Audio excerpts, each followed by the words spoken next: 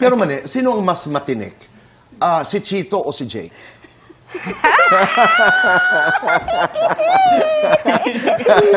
I think Si si Chito. Jake. Gumano ng nanay. Ang sagot ay si... Si Jake. Oh, dahil sinabing si Jake, you've been in a long-term relationship with Ina. Ina po. Oo, and congratulations, bravo. Thank you po, Tito Boy. Oo, dahil ang relasyon, alam nating lahat, hindi lang nangyayari. You work hard at it, di ba? Yes, Tito Boy. Ilarawan mo nga sa amin ang inyong relasyon. Si Ina po, sa 10 years po namin magkasama. Ang tagal na, 10 years. 10 years na eh. Siguro po masasabi ko is, hindi po talaga nawawala yung love. Kahit na sobrang tagal na namin magkasama. And hindi po nawawala yung respeto ko sa family nila. And yung bawat sa amin isa. So, mga ganun. Pero kung ilalarawan mo si Ina, halimbawa, may mga bisita kami dito na nagsasabing, siya ang aking pahinga, siya ang aking kaligayahan. Sino si Ina sa'yo? Siguro po si Ina yung pahinga ko. Siya ang aking pahinga. Okay. Yes. Kasi kung wala siya, parang kulang or hindi ako complete. Pag hindi ko siya nakikita or Okay. ganun po. Naunawaan ko yan. And you say this after 10 years, di ba? Paano kayo umabot doon sa desisyon na mag-live-in?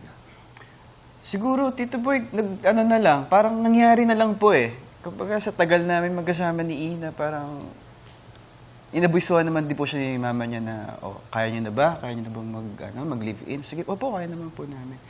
And doon naman po nasabi na, okay, sige, kaya natin to. And doon po namin nalalaman yung bawat ugali ng isa't isa. Iba kasi pag magkasama na. Yes, Tito Boy. Ako'y ginagalang ko yon. Maaari ang iba ay hindi agree doon na ibang mga magulang, but we respect that. Kasi nung naging bisita ko dito si Janice, sabi nga niya, noong umpisa, may pag-aagam-agam din siya. Until she realized, napaka-humbling nga nung sinabi ni Janice. Number one, para naman napaka-easy din ang pinagdaanan ko, sabi ni Janice, no? Pangalawa, ang sabi niya, she realized later na okay naman pala. Opo. Kumusta ang relasyon niyo, Janice? Yes, okay naman po, Tito Boy. Minsan po nag-meet kami pag may mga labas. Kunyari, may dinner sa labas, ganito. Nakikita naman po kami, and okay naman po, masaya naman po kami. At pag may mga okasyon. At pag may okasyon, yes po.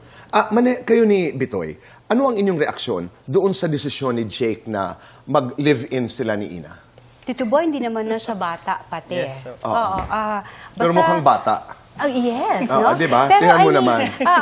yun na nga ang mga magulang, tayo ay laging nasa likod ng mga anak natin. Kung anong desisyon at ikaliligaya nila, bakit hindi? Kung kinakailangan ng payo natin, doon tayo magbibigay. Pero halimbawa may anak at magsabing, Mom, I'm ready to live in with my girlfriend. Oo, basta make sure lang na okay ka ba talaga dyan at kaya mo ba talaga. Yan ang importante, no? Kaya mo ba talaga? Kasi unang-una, katulad sa case naman namin, lalaki ang mga bata. Kaya nyo na ba? Oo. Siyempre, ang babae, susunod yan sa'yo. Di ba? Submissive ang babae, hindi ba? So, sige, papasakop ka. Submissive? Di ba? Ang Hindi babae lahat. ganun eh. O, hindi nga lahat. But I mean, di ba? Kaya No, I nga, know. importante Okay. na ang lalaki, kaya mo na ba talagang bumuhay ng isa pang nilalang? Kasi magsasama kayo eh. Okay. Diba? At kilala mo na ba talaga ang sarili mo at masasabi mong, kaya ko that I am with somebody else. Oo. That I will be with someone na titira dito sa Pero alam mo, bahay. Mane, napakahirap niyang sagutin. Sabi nga ni Jake, nagkakakilala kayo ng husto pag magkasama na kayo. So yung exploration na yun, hindi naman, I don't want to use the word exploration, pero yung, I wanna jump into this. Dahil seryoso ako at gusto ko pang makilala, hindi lamang yung kasama mo pati ikaw Ikaw, Yes, ikaw. Di ba? Pero naririnig mo din yung boses ng magulang na siguraduhin mo. Kasi ang pag-aasawa ay hindi yung kinakain tapos Totoo yung iniluluwa, ibabalik di ba? mo. Yes, kasi ayaw mo na hindi ganon. Aha. Hindi talaga ganon, anak. Kaya ikaw, pinagalitan na Go naman. ahead. Oo, go ahead. Yes po, Nay.